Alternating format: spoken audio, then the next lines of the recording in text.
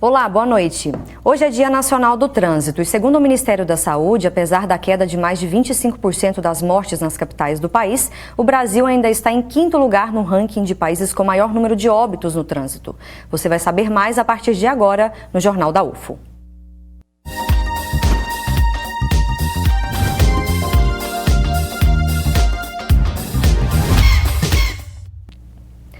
Hoje, 25 de setembro, é comemorado o Dia Nacional do Trânsito e a gente começa esta edição do Jornal da UFO mostrando alguns números. Olha só. O Ministério da Saúde divulgou na última semana que nas capitais brasileiras o número de mortes no trânsito caiu mais de 25% em 6 anos. Considerando todas as cidades brasileiras, a redução foi de quase 15%, comparando os anos de 2014 e 2016. Mas essa redução não foi suficiente para tirar o Brasil de uma posição de destaque negativo.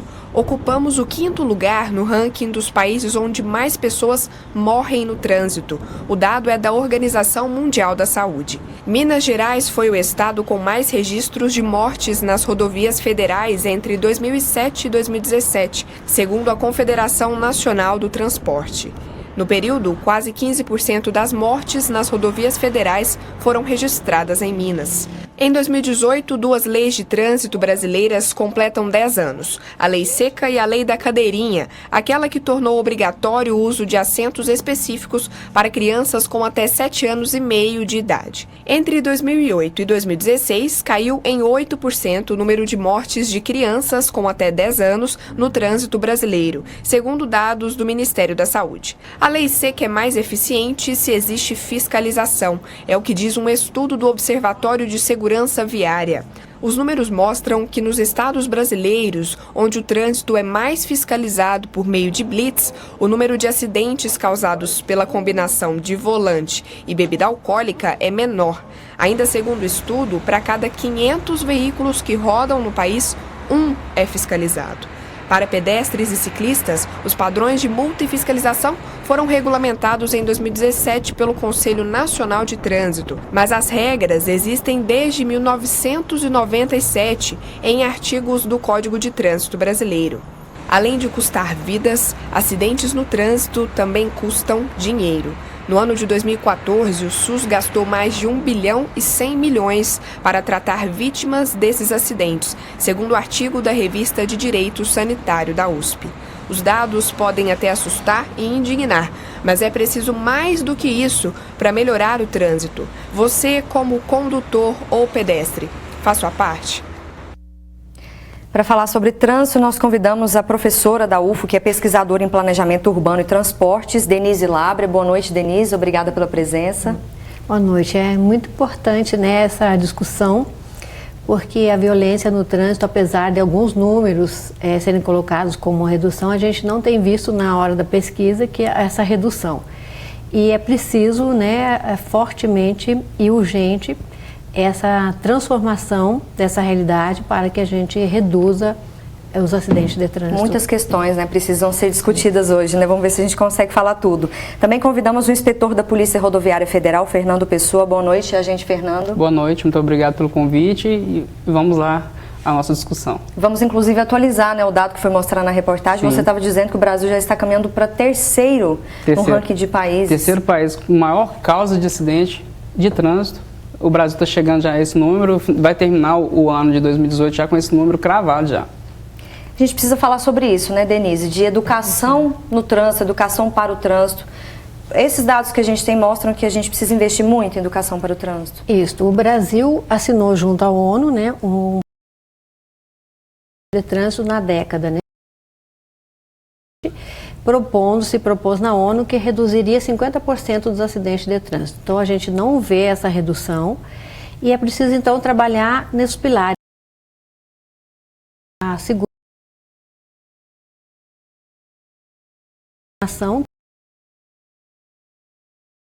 organizados e integrados, né? Então, cada setor muito mais. Nós temos a questão da saúde, a questão da segurança veicular e a segurança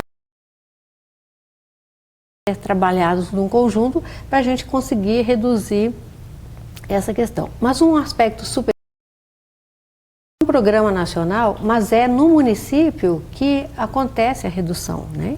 Então o município tem que ter um programa. O que Uberlândia tem feito para reduzir esse número que é tão forte no caso de Uberlândia, né? Então o custo do acidente de trânsito em Uberlândia, a gente poderia construir 10 corredores de ônibus igual a João Naves, né?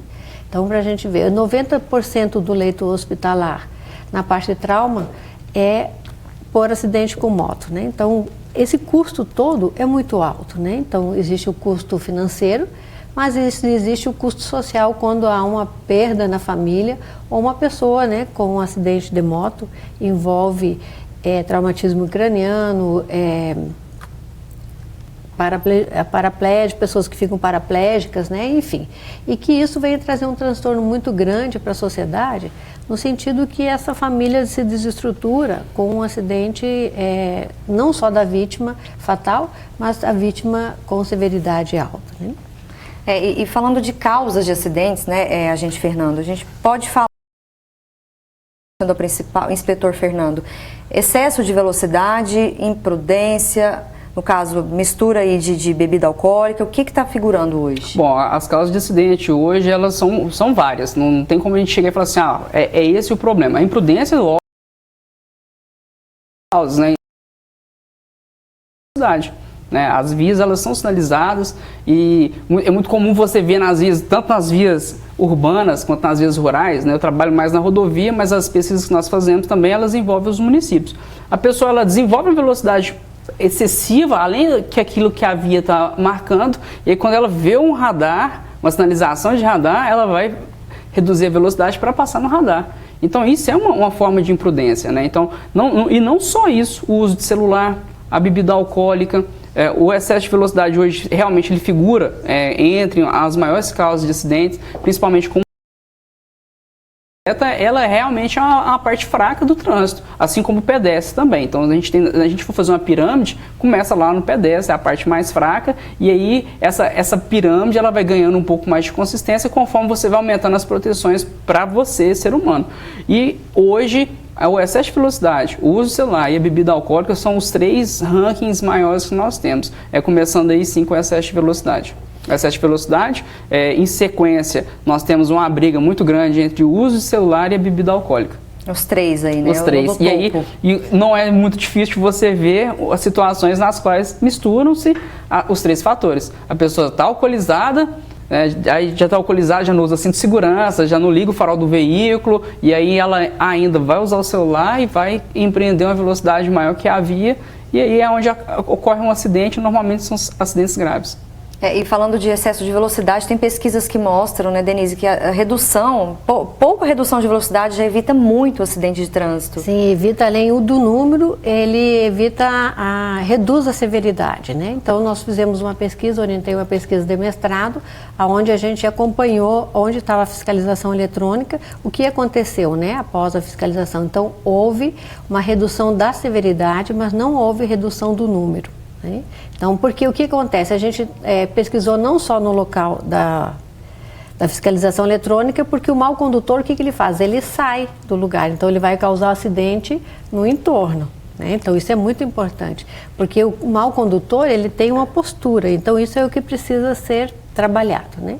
Outra questão que eu queria falar na Semana Nacional do Trânsito, que a gente não tem que compreender o trânsito apenas como automóvel, né, como o carro, que a gente tem que compreender o trânsito como o deslocamento, né, de pessoas e cargas, né? Então isso é a questão importante, e a gente precisa então ter um plano de trânsito, quer dizer, nós não podemos estar atuando pontualmente, nós não podemos estar apagando fogo.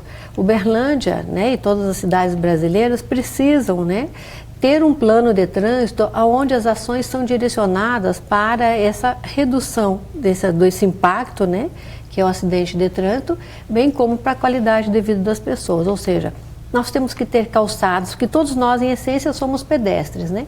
Então, a gente tem que ter calçadas adequadas, né? Que nos permita segurança e conforto no nosso deslocamento. Aí eu deixo o carro para ir na padaria, porque as pessoas saem de casa, a 3 quadras a padaria, a pessoa pega o carro para ir na padaria porque a calçada não tem condição de se deslocar de forma segura e confortável, né? Nós não temos ciclovias, né, que venham receber o ciclista do trabalhador e para lazer, né? Mas o mais importante é o ciclista trabalhador que usa esse cotidiano. E nós não temos um transporte público de forma que venha ampliar as ações. O que a gente poderia colocar no transporte, né? Uberlândia sempre foi modelo, tem a questão dos corredores, mas se eu não tenho calçada adequada para chegar na estação, né? Eu tenho que ter uma integração modal, eu tenho que ter integração ônibus-bicicleta, isso é muito importante, né? Que a gente tenha essa integração modal. Eu preciso ter integração temporal para fazer com que eu deixe o carro em casa e utilize o transporte público, né? Quanto mais pessoas usam, mais ônibus. Quanto mais ônibus, maior a frequência. Quanto maior a frequência, mais interessante é o sistema, né? Então, quanto mais pessoas usam, a tarifa fica mais em conta. Então, essa questão que a gente chama de causação circular positiva precisa ser trabalhado nesse olhar mais amplo, né? Então, o que é preciso para isso, né? É preciso um plano de mobilidade que vai entender essa questão do trânsito, né? Que é a condição num determinado momento do fluxo, a questão da segurança e a questão dos transportes por público de alta e média capacidade, né? Então, Uberlândia já passou do ponto, né, para a gente ter um transporte de qualidade de alta capacidade. A gente poderia ter VLT, Uberlândia, um plano cicloviário, integração modal. Essas questões, na Semana do Trânsito, também a gente precisa estudar, né, e discutir, porque o acidente de trânsito nada mais do que o impacto de uma má mobilidade. Falando ainda do que diz a lei, né, inspetor Fernando, no caso do excesso de velocidade, é bom a gente lembrar aí quais as sanções, as punições para os motoristas, né?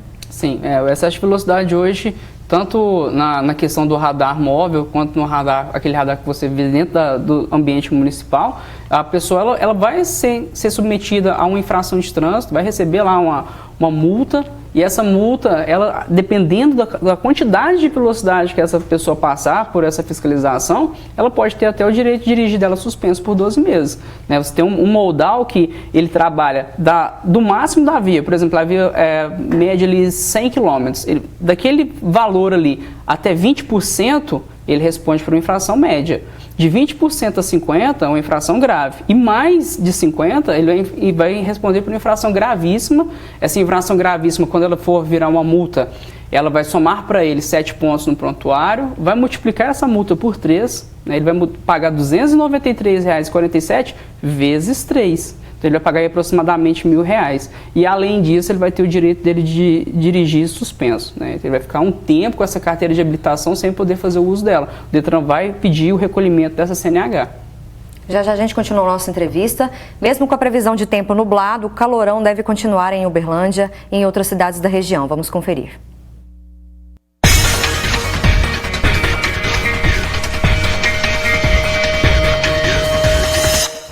Quarta-feira com nuvens em Uberlândia. O dia fica parcialmente nublado, mas mesmo assim as temperaturas continuam elevadas. Mínima de 21 e máxima de 32 graus.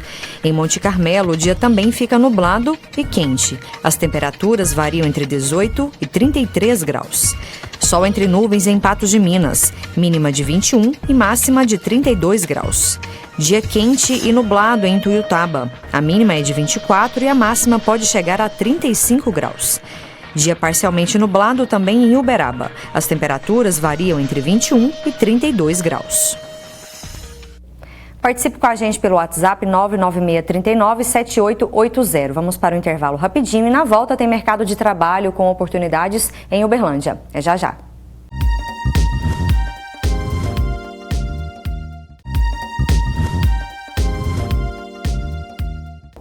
Estamos de volta e vamos conferir as vagas do mercado de trabalho oferecidas pelo Cine de Uberlândia.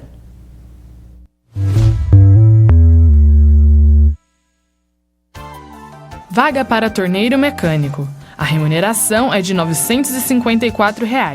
A empresa exige experiência de 6 meses e ensino médio completo.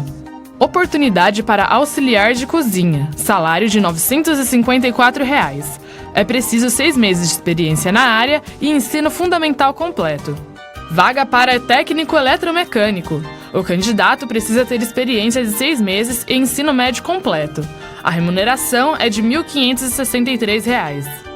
O mercado oferece ainda vaga para eletricista. A empresa exige ensino médio completo, 6 meses de experiência e habilitação AB ou B. O salário é de R$ 1.818. Também tem oportunidade para encarregado de serviços. Remuneração de R$ 1.607. É necessário ter experiência de 6 meses. A empresa exige também que o candidato tenha concluído ensino superior e tenha carteira de habilitação AB. E tem ainda oportunidade para esteticista, salário de R$ 1.165. Entre os requisitos, é preciso ter experiência de 6 meses e curso técnico ou superior em estética. Essas e outras vagas você confere no Cine Uberlândia, que fica na Avenida Nicomedes Alves dos Santos, 136, no centro. O horário de atendimento é de 8 da manhã às 5 da tarde. Bom, e só lembrando, o tema do Jornal da UFO de hoje é trânsito. Como a gente estava conversando, inspetor Fernando, sobre a lei ainda. No caso da lei seca, o que a gente pode atualizar aí quem está nos assistindo? Bom, a lei seca, ela sofreu algumas alterações em 2016 e vem sofrendo mais alterações. E hoje, o que o Código de Trânsito traz? Ele traz duas coisas, tanto o uso de álcool quanto o uso de drogas, né? Esses dois são proibidos. Então, a pessoa sob efeito de álcool ou a pessoa sob o efeito de algum tipo de droga, né, essa droga é uma droga que ela é proibida na direção de veículo automotor, ele comete um crime, ele comete uma infração de trânsito do artigo 165 do Código de Trânsito Brasileiro.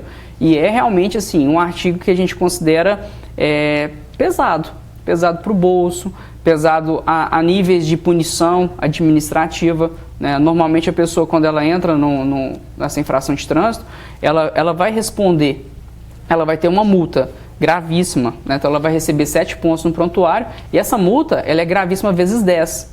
Então ela é multiplicada por 10, então ele vai pagar R$ 2.934,70 de multa. Além disso, ele vai ter a habilitação dele recolhida e também responde por uma parte que a gente fala que é a mais complicada hoje, a depender do tipo de pessoa, porque tem muito motorista profissional, que é a suspensão do direito de dirigir por 12 meses. Ele fica inabilitado 12 meses, sem poder dirigir o veículo automotor dele. Então isso tanto faz droga, tanto faz para o álcool. E inclusive tem o artigo 65A, que é para quem se recusa. Então, se eu estou lá na rodovia trabalhando e eu convido a pessoa a soprar o etilômetro, que é o vulgo bafômetro, mas o nome técnico é o etilômetro, e a pessoa fala assim, não, eu não vou soprar, automaticamente essa pessoa ela se enquadra no artigo 165A. E o 165A, ele tem todas as medidas administrativas, todas as penalidades do artigo 165, ou seja, vai responder por tudo aquilo que eu já falei. E se ele recusar, né, usar o bafômetro. Se ele se recusar. A droga é a mesma coisa, né? A droga nós fazemos um termo de constatação, né? Exemplo, a pessoa está com os olhos vermelhos, está com a fala pastosa, ele alterna o humor entre alegre e triste e aparentemente, aí encontrei algumas coisas dentro do veículo dele, eu encontrei algumas coisas com ele, eu perguntei para ele, ele falou que usou, por exemplo, maconha.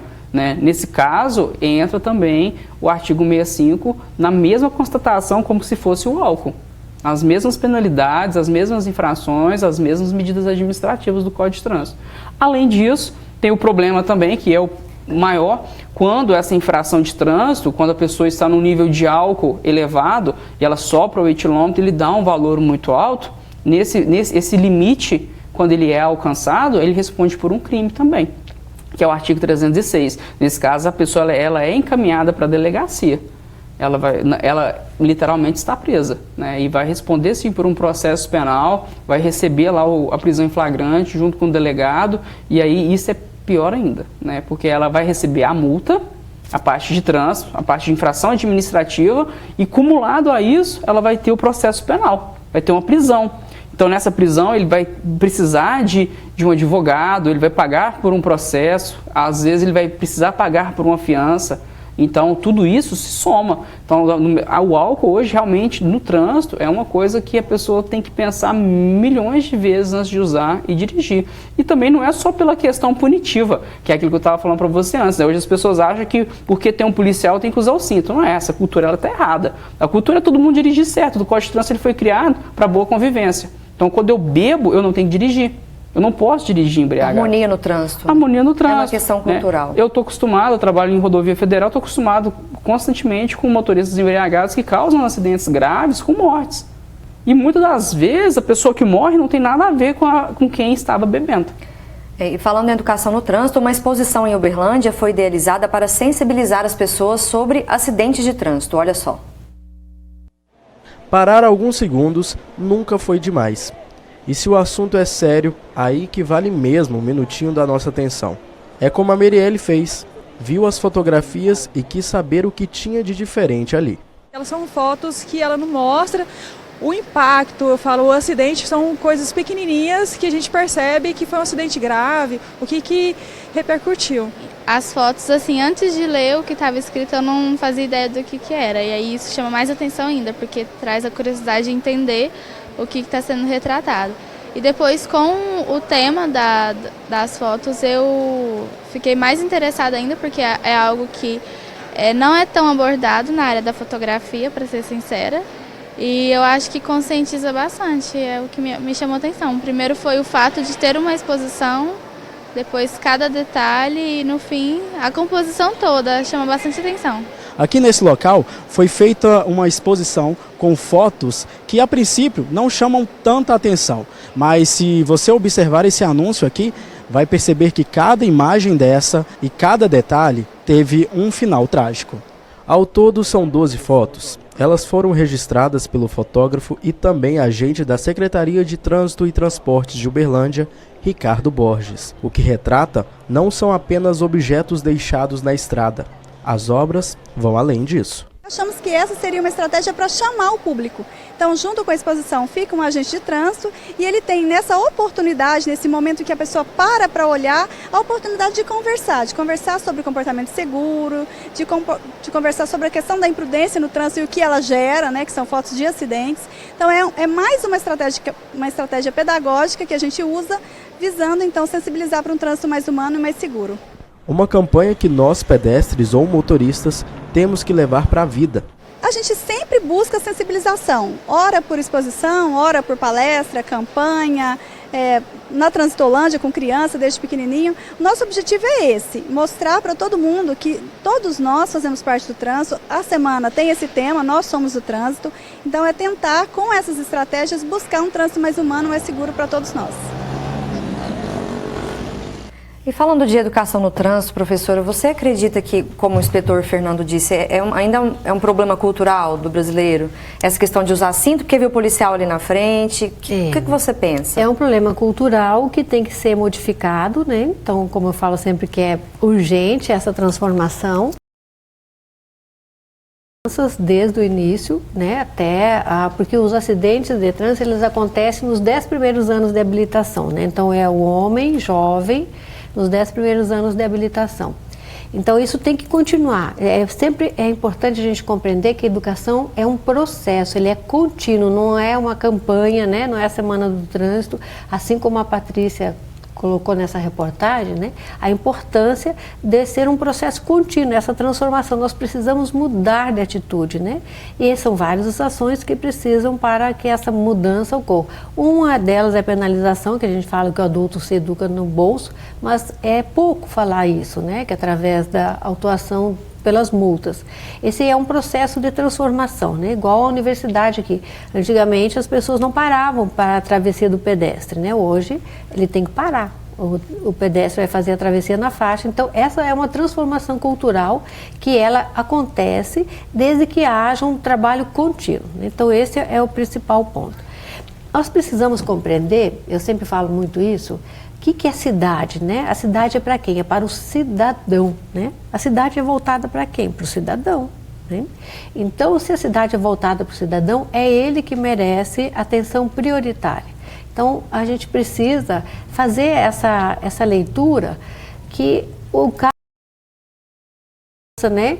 Ele tem velocidade, ele tem iluminação. Então, a gente tem as nossas calçadas são intransitáveis para o pedestre, né? Tem algumas imagens assim que todo mundo que se olhar a calçada vai ver que a calçada tem uma rampa para o automóvel. E o automóvel tem força, por que ele precisa rampa? você rampa toda a calçada para o automóvel e o pedestre não consegue passar na via que é para ele, né? Então, essas questões são muito importantes, que a gente precisa mudar essa cultura, é uma transformação cultural. No momento que a cidade é para o homem, a velocidade tem que ser compatível com o homem, né? Então, esse olhar preciso, essa qualidade de vida, né? No momento que as pessoas começam a reduzir os deslocamentos pelo veículo, né, pelo automóvel, e passa então a ter um deslocamento mais a pé. Você tem que ter um estudo de planejamento urbano onde a escola, o trabalho, os serviços estejam próximos à residência para a gente reduzir o número de viagens. Se eu não tiver essa análise, né, do planejamento urbano junto com a questão da mobilidade, a gente sempre vai estar correndo atrás, né? O planejamento urbano ele tem essa função de reduzir viagens, porque senão as pessoas vão ter que fazer viagens de carro ou de ônibus para ir para a escola, para ir para o serviço, né? Para ir para o médico, para as compras, para lazer. Então, essas questões têm que estar próximas à residência para que a gente tenha, então, uma redução das viagens para que a gente tenha qualidade de vida. Isso é planejamento urbano, né? Isso nasce no momento que você faz um loteamento, quando você cria calçadas mais amplas, né? Porque as nossas calçadas as pessoas não conseguem caminhar, seja ela pelo uso, seja ela pelo posteamento, seja ela pela arborização, ou exposição de produtos na rua. Então, o pedestre não tem vez, né? O ciclista nem se fala, né? O ciclista não tem espaço. E a gente precisa, então, trabalhar todos esses pontos. Não é uma coisa simples, né? Ela é complexa, mas é preciso ser feito e com urgência, né? Para que a gente possa reduzir esse número que é tão forte. Ainda falando no topo ali das infrações que você estava falando no primeiro bloco, inspetor, o uso do celular. Dramática a situação hoje? Como que está? Dramático. O exemplo que eu sempre uso... Ao volante, né, no caso. Do celular ao volante. Sim. Hoje o celular é um exemplo muito simplório que eu uso. Você pode estar numa cidade pequena ou numa capital, você parou no semáforo, olhou para a direita, olhou para a esquerda, um dos dois lados estará no celular. Ou seja, virou um hábito, né? Virou um hábito, e quando a gente estuda isso um pouco mais assim, a nível profundo, você percebe que é um hábito ruim, que já é cultural nas pessoas, porque a mãe usa o celular, o pai usa o celular, a criança que está lá atrás, ela está vendo. Então, a criança, quando ela faz os 10 anos e passa para o banco da frente, ela já vai usando o celular também. E quando ela faz os 18 anos e que ela muda do banco do passageiro, ela vai para o banco do motorista, ela vai fazer o quê? Vai usar o celular. Hoje nós vivemos um mundo muito imediatista, né? Todo mundo sem tempo, todo mundo com pressa. Então a pessoa, ela quer dirigir em alta velocidade, ela quer pegar o telefone dela, resolver as questões dela, tanto de trabalho quanto de família, social e etc., aqui no celular, já dentro do trânsito. Então ela não pode esperar para responder uma mensagem, ela não pode esperar para atender uma ligação, ela não pode esperar para postar um vídeo, postar uma foto, para tudo, né? Então virou esse mau hábito. E a questão desse mau hábito é uma questão muito grave, porque a rede social hoje, ela faz parte da cultura de qualquer pessoa.